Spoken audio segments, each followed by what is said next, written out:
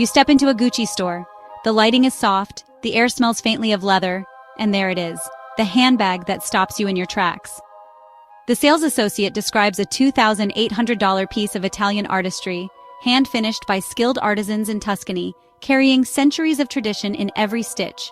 You're not just buying a bag, you're buying a slice of cultural heritage. But what most consumers don't realize is that in many cases, much of the production takes place far from Italy, in lower-cost factories, before a final step, sometimes minimal, qualifies it for that prestigious label. This isn't necessarily fraud, it's a blend of legal standards, marketing narratives, and consumer perception in a global luxury market worth hundreds of billions of dollars. For decades, luxury brands have thrived on the prestige of European craftsmanship. Labels like Made in Italy or Swiss Made evoke images of meticulous artisans, centuries of tradition, and unmatched quality. Yet behind the glossy storefronts and high-fashion campaigns lies a far more complex reality. The production of luxury goods is increasingly globalized, often contradicting the stories these brands tell. This deep dive explores the legal frameworks, ethical dilemmas, and consumer insights tied to the Made in Europe designation. So let's talk about the legal framework behind those Made in Italy labels. According to European Union law, a product can carry a Made in EU country label if it undergoes what's called the last substantial transformation in that country. Basically, this means that even if a product is mostly manufactured abroad, it can still be labeled as European if the final step, sometimes a pretty minor one, happens on the continent. For example, a handbag made in China can actually be shipped to Italy just for a finishing stitch and, it can then be legally branded as Made in Italy. That's straight from the European Commission 2025. Luxury brands often take advantage of this loophole to keep up the perception of European quality, all while keeping their production costs low. European labels are still seen as a mark of superior craftsmanship, even though, honestly, most of the manufacturing happens somewhere else. The rules on what constitutes a substantial transformation are deliberately broad. EU regulations define it as any change that gives a product a new character or use, according to the World Trade Organization, 2024. In practice, simple actions like assembly, packaging, or final quality control are often enough. Some brands even establish minimal passport factories in Europe solely to qualify for the label, as reported by the Financial Times 2024. The economic incentives are significant. Manufacturing costs in countries such as Bangladesh, Vietnam, or China can be 70 to 80% lower than European production, while European labels can command 30 to 50% higher prices worldwide, according to the McKinsey Global Institute, 2024. The result is a hybrid production model. Most manufacturing occurs overseas, with only finishing touches completed in Europe. Modern, fragmented supply chains further obscure true origins, with components sourced from multiple countries before receiving a European designation, according to the Harvard Business Review, 2025. Outsourcing and ethical concerns: the hidden labor behind luxury goods. Recent investigations reveal troubling labor practices behind some so-called made-in-Europe luxury items. In Tuscany, for example, Dior and Armani handbags were assembled by Chinese migrant workers, earning as little as €4 an hour under harsh conditions, according to Reuters 2024. Such cases highlight systemic ethical challenges. French fashion districts, too, have seen Vietnamese and Cambodian workers producing luxury goods under conditions that violate labor standards, according to Le Monde, 2024. Long hours, unsafe workplaces, and wages below minimum standards are common, with immigration status used to prevent complaints or unionization.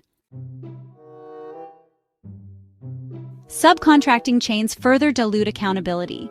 Major luxury houses hire authorized suppliers who subcontract to smaller workshops, creating layers of separation. This system allows brands plausible deniability while benefiting from reduced costs and labor exploitation, as reported by the International Labor Organization 2024. Undocumented labor is also widespread. In 2024, Italian authorities raided more than 50 facilities supplying luxury brands, uncovering violations ranging from unsafe working conditions to tax evasion. Workers were sometimes forced to sleep in factories or work without contracts, trapped by debt, language barriers, or fear of deportation. The Swiss watch industry, is all about balancing heritage and global supply chains. Swiss watchmakers, who have long been synonymous with precision, are now facing similar challenges. Global sourcing and tariff reductions, they make it cost-effective to procure components from China, and this is really impacting traditional supply chains. The Swiss-made label actually requires that at least 60% of manufacturing costs happen in Switzerland, with both assembly and final inspection taking place on Swiss soil, according to the Federation of the Swiss Watch Industry, 2024. Still, many non-movement components, like cases and bracelets, are actually sourced from abroad. COVID-19 exposed vulnerabilities in global supply chains, which prompted some manufacturers to reshore key components.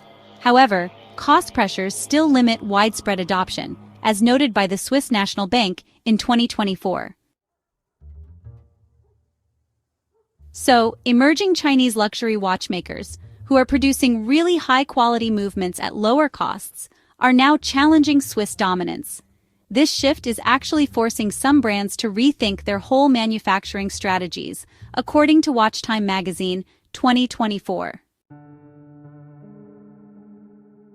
Environmental concerns, especially the carbon footprints from global shipping, are also starting to shape sourcing decisions.